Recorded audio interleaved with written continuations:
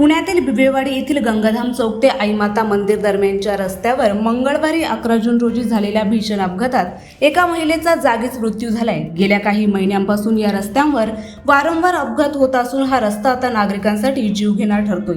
याच पार्श्वभूमीवर राष्ट्रवादी काँग्रेस शरद पवार पक्षाच्या वतीने महापालिकेच्या हलगर्जीपणावर तीव्र नाराजी व्यक्त करत प्रशासनाला निवेदन दिले। या रस्त्याच्या दुरुस्तीसाठी पक्षाकडून तसेच स्थानिक नागरिकांकडून वारंवार मागण्या करण्यात आल्या होत्या, मात्र महापालिकेने अद्याप कोणतीही ठोस कारवाई न केल्याचा आरोप यात करण्यात आलाय।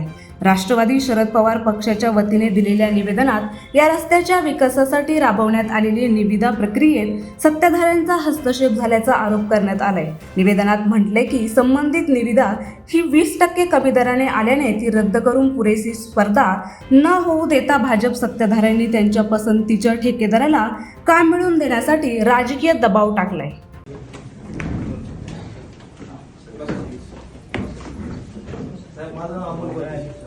मी यापर्यंत काय झालं ते आज सकाळी आमच्या भागातली महिला मिली आणि याच महिन्यात मागच्या वर्षी एक महिला कंपनीची ओढून गेली।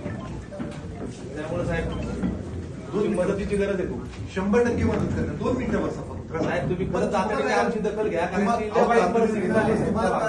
तुम्हाला काय झालं मला सांगा ना। काय नाही साहेब, तुमचं लक्ष वेधायचं फक्त, काय करायचं बसा प्लीज, प्लीज बसा, पाणी घ्या।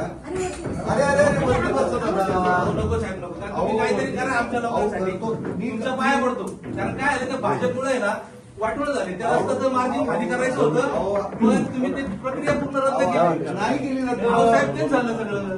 आम्ही पत्र व्यवहार केला तुमच्या तुम्हाला सांगतो, आपण पाणी पुरवठ्याला असताना खूप मदत केली आम्हाला,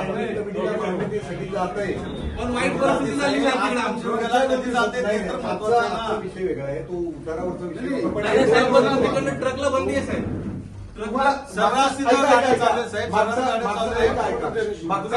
परमिशन मिळाली एका वेळेला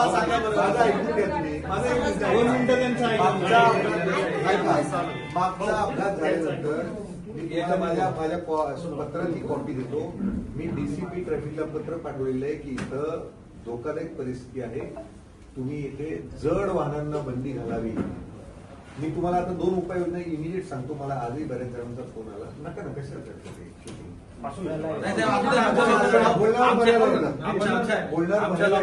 पाहिजे काय चाललंय ते तुमच्या लोकांना माहिती, फोटो बिटो करा। ऐका लक्षात घेतलं लोक जाऊन काय केलं त्यांना हा व्हिडिओ दाखवते सरांनी आम्हाला मला इमिजिएट 2 त्याच्यामध्ये उपाय सुचतात। म्हणजे काय करायला पाहिजे, पहिली म्हणजे तिथे हेवी व्हेकलची वाहतूक दुसरी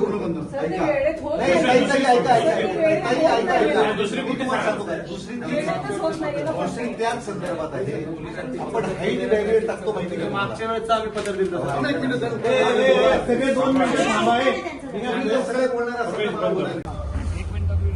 मागच्या वर्षी 13 जूनला त्याच गंगाधाम चौकामध्ये एका डंपरने एका महिलेला चिरडलं होतं।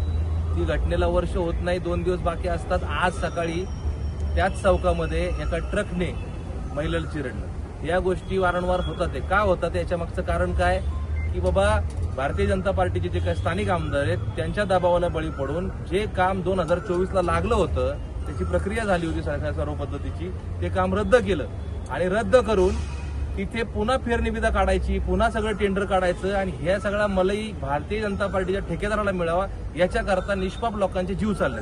याला जबाबदार कोण आहेत? हा म्हणतो माझं नाही काम, तो म्हणतो माझं नाही काम, मग कोणाच्या दबावाला बळी पडते? प्रशासन। त्यामुळं असे किती जीव घेणार?